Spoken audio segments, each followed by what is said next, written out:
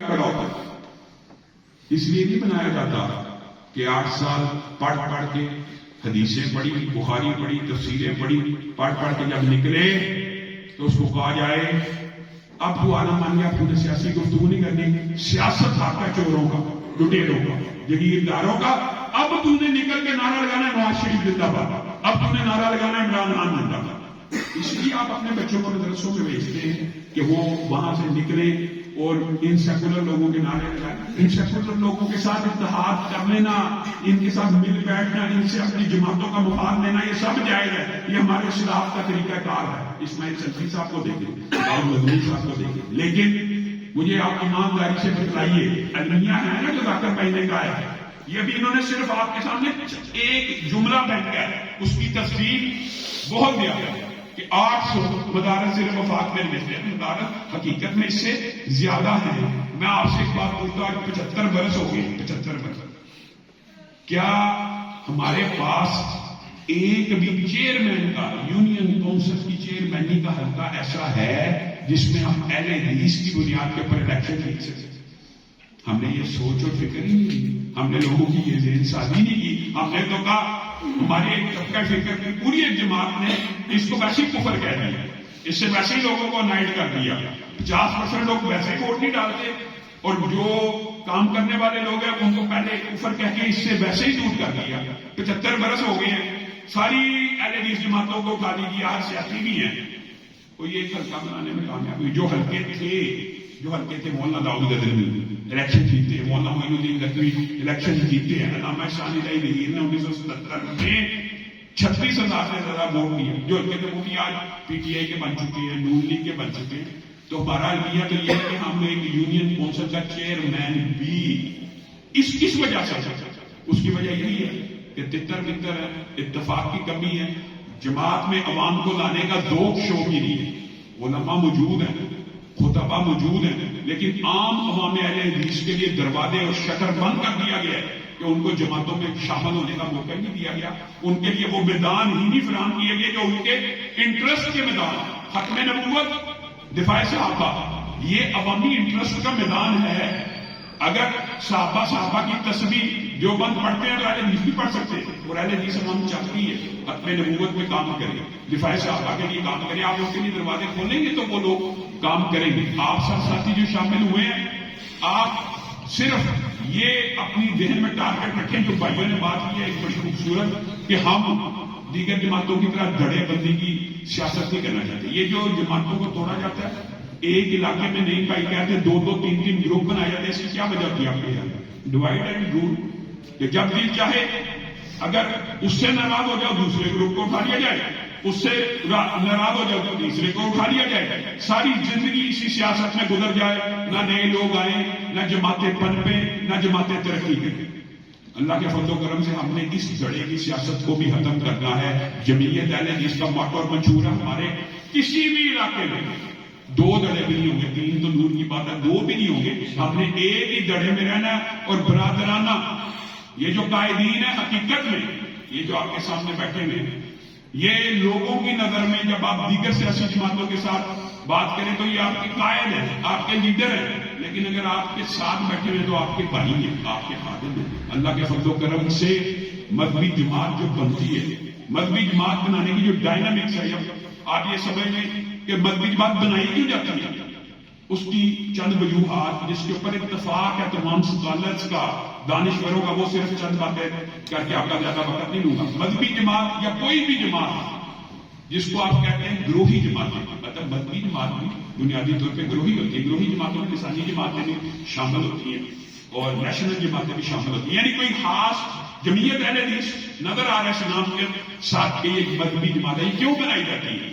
یہ صرف اور صرف اس کام کے لیے بنائی جاتی ہے کہ یہ اپنے قوم، اپنے مسلک کے مفادات کا تحفظ کرے گی۔ مثلا آپ کے ہاں کسی مسجد کے اوپر کوئی مسئلہ یا مقدمہ درج ہو جاتا ہے کہ مسجد کے اندر اذان نہیں دینی، مسجد کے اندر نماز نہیں پڑھنے دینی۔ آپ مجھے بتائیں، اگر آپ کے پاس کوئی مذہبی جماعت یا تنظیم موجود نہیں ہوگی، آپ کمزور ہوں گے، اور اگر آپ کے پیچھے ایک جماعت پوری کی پوری کھڑی ہے تو مسجد میں اذان کوئی نہیں روک سکتا، مسجد میں نماز کوئی نہیں روک سکتا، مسجد کی تعمیر کوئی نہیں روک سکتا۔ ابھی ابھی میں آیا ہوں، ابھی میاں سلیم شاہ صاحب کے دفتر میں بیٹھا عثمان مغل مجھے آگے کہنے لگا مسجد میں نماز کروانی ہے، 2-3 درخواستیں آ چکی ہیں، افتتاح کرنا ہے اس میں نماز کا، 2-3 درخواستیں آ چکی ہیں کہ یہاں پہ پہلے نماز ہوتی، نماز باجماعت نہیں ہونی چاہیے۔ مجھے پتا ہے مذہبی جماعتوں کا بنیادی کردار ہی ہے کہ اپنے مسلک کی، اپنی قوم کے مفادات کا تحفظ کیا جائے۔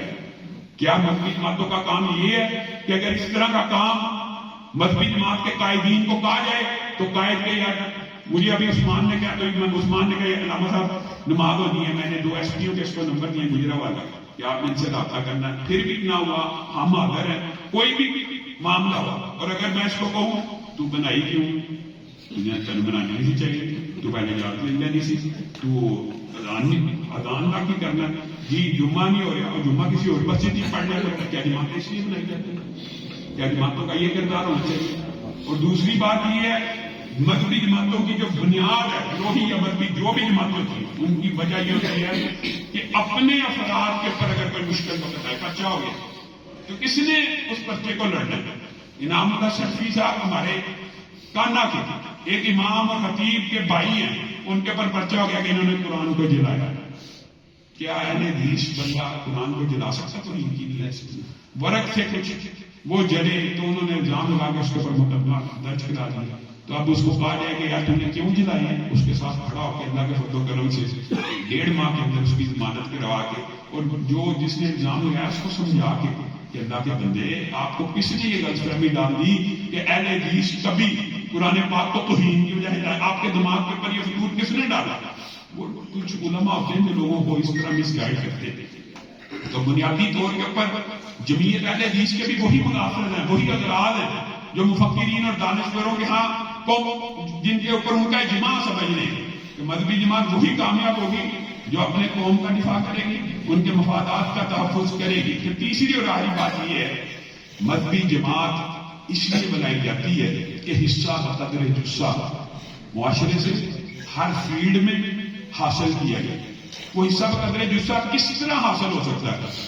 اس کے لیے بھی آپ علماء اور عوام اگر متحرک ہوں گے تو زیادہ حصہ بقدر جسہ حاصل ہو سکے گا۔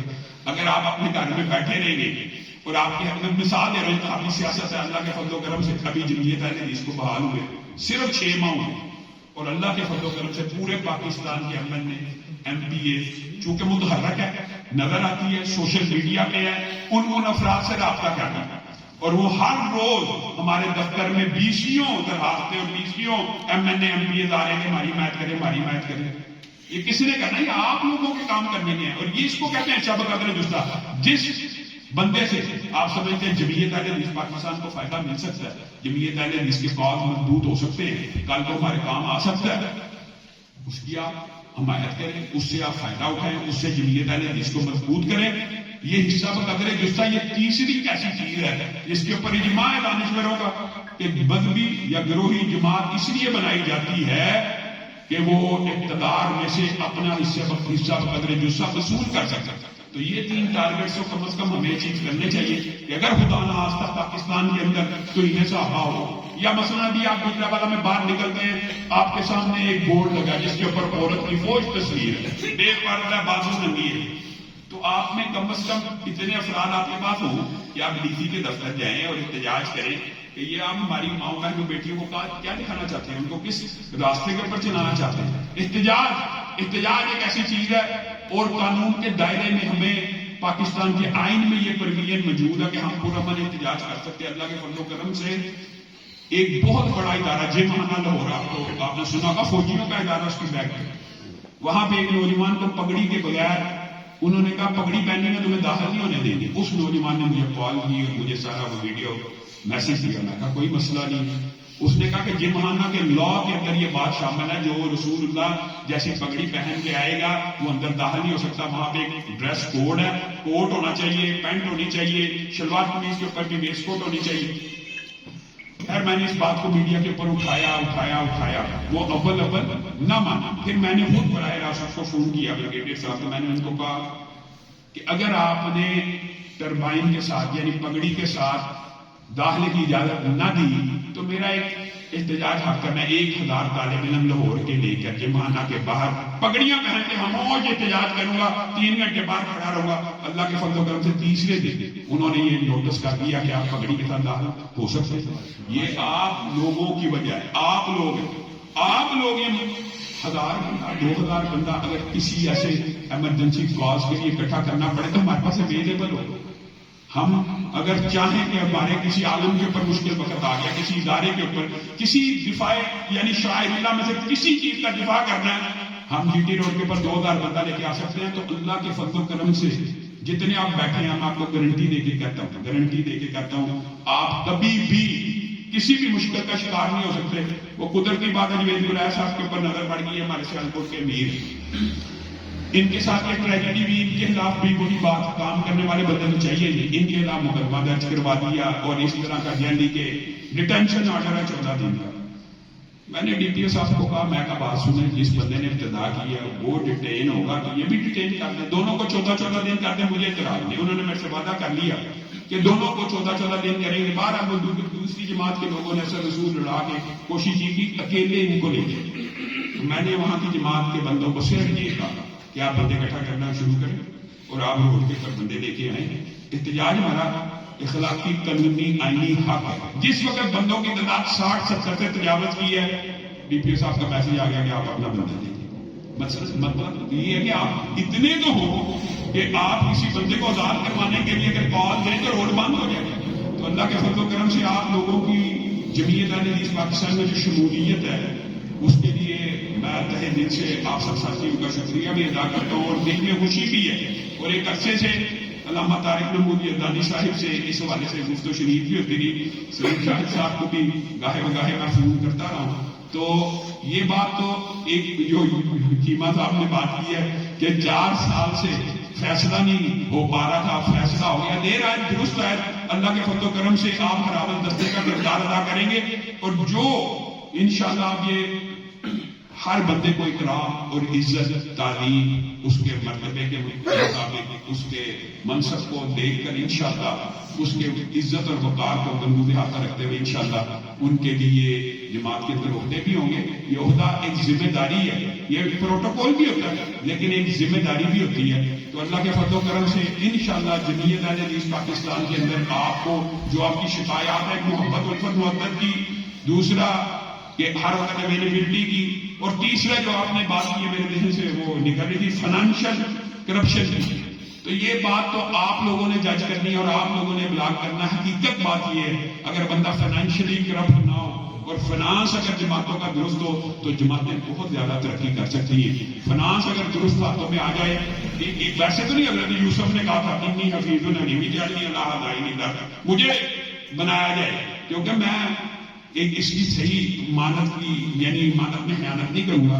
تو آپ لوگوں نے یہ دیکھنا ہے کہ ایک بندہ جس کا بزنس ہی کوئی نہیں، جس کا کاروبار ہی کوئی نہیں، جس کی تجارت ہی کوئی نہیں، جس کی دکان ہی کوئی نہیں، وہ ایک مدرسے کا سفیر ہے، مدرسے کا چندہ مانگتا ہے، 5 سال بعد پتہ لگتا ہے ارب روپے کی جائیداد ہے اس کی، ارب روپے کا پیٹرول پمپ ہے، ارب روپے کا ہوٹل ہے.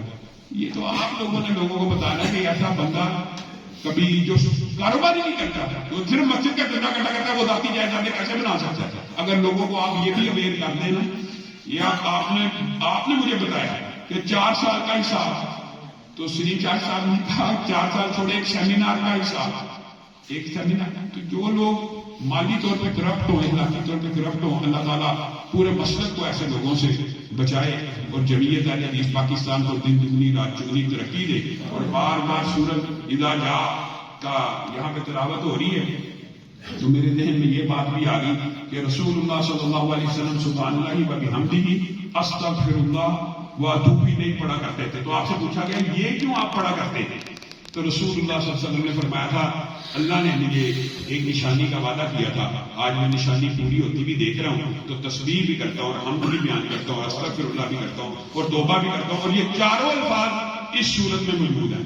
وَرَأَيْتَ النَّاسَ يَدْخُلُونَ فِي دِينِ اللَّهِ أَفْوَاجًا فَسَبِّحْ بِحَمْدِ رَبِّكَ وَاسْتَغْفِرْ إِنَّهُ كَانَ تَوَّابًا. تو ہمیں بھی اللہ رب العزت کی حمد کو، تسبیح کو، توبہ کو اور استغفار کو کثرت سے کرتے رہنا چاہیے. سبحان ربک رب العزت عما یصفون وسلام علی المرسلین والحمد للہ.